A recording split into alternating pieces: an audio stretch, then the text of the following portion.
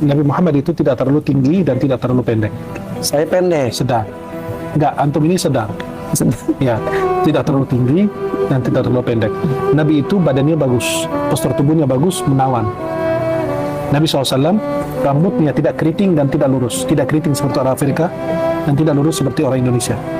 Itu sedang. Nabi SAW rambutnya tergerai sampai di bawah telinga, kadang-kadang sampai ke bahu.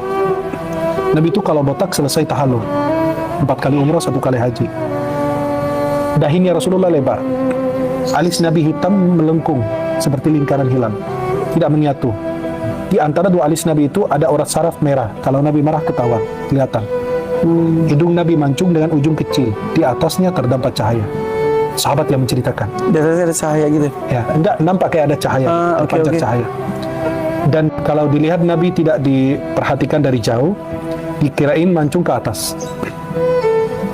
Nabi SAW pola matanya ini yang putih banget, yang hitam banget. Bulu mata Rasulullah itu panjang, pipi Nabi lembut, jenggot Nabi lebat, mulut Nabi lebar. Lebar kenapa? Menunjukkan fasih berbicara. Karena orang makin kecil mulutnya susah ngomong, susah kedengaran, ini kayak kumur-kumur nggak jelas ngomong apa. Tapi kalau mulutnya makin besar itu menunjukkan fasih berbicara. Nabi bergigi rapih kayak embun. Ya. Kemudian kata sahabat, kalau Nabi bicara kayak ada cahaya keluar di antara gigi beliau. Masya Allah. Rasulullah SAW kalau berjalan cenderung ke depan, tubuhnya cenderung ke depan. Dia jalannya cepat, langkahnya panjang, dan cenderung ke depan. Karena jalannya cepat, sahabat lari mengejar Nabi. Saking cepatnya. Saking cepatnya. Akhirnya Nabi bilang, kalian di depan, aku di belakang. Nabi bersama orang yang sakit, orang sepuh, orang yang tua, sakit, lemah. Itu mereka berjalan di belakang Rasulullah.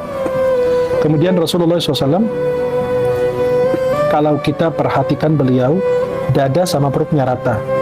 Dada sama perutnya rata. Itu menunjukkan Nabi itu olahraga. Olahragawan. Artinya beliau itu sedang berjalan. Kemudian Nabi menggunakan cincin dari perak. Ini kayak gini bentuknya, kayak gini. Ada 3 garis cincin Nabi. Ada Muhammad seperti ini, ada Rasul, ada Allah. Oh ini juga ada Muhammad, Iya, Rasul, Allah. kurang lebih seperti ini. Cincin yang digunakan Rasul. Sedikit. Jelas? Maka cincin Rasulullah itu dari perak. Itu 3 baris. Muhammad, Rasul, Allah. Baris pertama Muhammad, baris kedua Rasul, baris ketiga Siapa yang Allah. bikin itu? Itu dibikin untuk Nabi SAW, bukan hanya cuma buat khusus cincin doang. Cincin Nabi SAW di sini. Oh gitu. Oh dibalik. Balik. Itu sunnahnya dari Nabi begini. Oke. Maka sebagian ulama pakainya begini. Di kelingking. Ya. Dan Nabi SAW itu dipakainya bukan cuma hanya buat sekedar cincin, tapi sekalian Cap, stempel. Maka kalau antum, Kak Irfan, lihat stempel Nabi itu persis kayak gini, kurang lebih. Berarti kebalik dong tulisannya, karena kalau di stempel itu kan harus menjadi kebalik. Enggak, nanti dia kan kebaca di Kak Muhammad, di bawah Rasul, Allah. Karena stempelnya pas. Oke. Di kelingking juga, Ya. kanan kiri. Ya. Ini semua karena ada riwayat dari para Dari sahabat. kan mereka yang menceritakan. Nabi kalau duduk bersama orang, Nabi itu kalau secara akal atau pemikiran kita, logika, Nabi itu mereka lebih tinggi. Tapi kalau Nabi duduk lebih nampak. Itu sebagai mukjizat. Kenapa? Biar tidak ada yang lebih nampak dari Nabi. Tidak lebih. Padahal tingginya sama. Mereka mungkin lebih tinggi juga. Lebih nampak. Itulah kemuliaan untuk beliau. Oke. Kalau Nabi SAW menunjuk tidak menggunakan telunjuk atau jempolnya seperti ini, fulan atau fulan gitu enggak. Nabi menggunakan seluruh telapak tangannya. Kalau manggil orang adabnya tinggi begini. Hai fulan. Yeah. Kalau Nabi takjub diginiin tangannya. Aneh. Atau takjub beliau. Kalau Nabi berbicara diginiin tangannya. Nabi SAW lebih banyak menunduk dibanding melihat ke atas. Lebih banyak berpikir dan merenung. Nabi SAW jarang berbicara. Dan kalau berbicara tidak berlebihan dan tidak kurang, pas. Kalau berbicara memulai dengan memuji Allah, mengakhiri dengan memuji Allah lagi. Nabi SAW kalau berbicara, sahabat duduk menundukkan kepala seperti ada burung di atas kepala mereka. Ada burung di atas kepala mereka. Jadi mereka diam semua.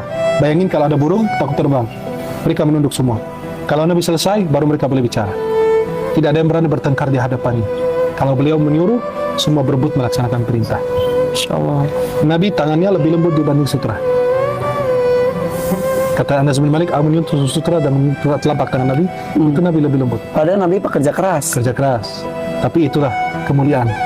Nabi kalau bersalaman, beliau mengucapkan salam duluan, dan kalau bersalaman tidak melepaskan tangannya dan lebih dahulu.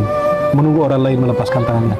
Siapa juga yang mau lepas dari Nabi Muhammad? Tapi kalau dia lepas, dia Nabi nunggu dia lepas dulu. Kan takut Nabi kalau lepas, itu kan dia tersinggung. Masya Allah. Kita bisa ketemu Nabi nggak? Bisa. Pertama, dengan mencintainya, melaksanakan sunnahnya, mengerjakan sunnah-sunnahnya, kemudian menyebarkan hadis-hadisnya. Kemudian kelima, bisa dengan kita, kata ulama, membaca surat Inna anzalnahu fi lailatul qadr 21 kali dengan niat mimpi Rasulullah. Bisa mimpi. Bisa. Bisa membedakan mimpi ini Rasulullah SAW benar. Sesuai dengan yang saya gambarkan tadi.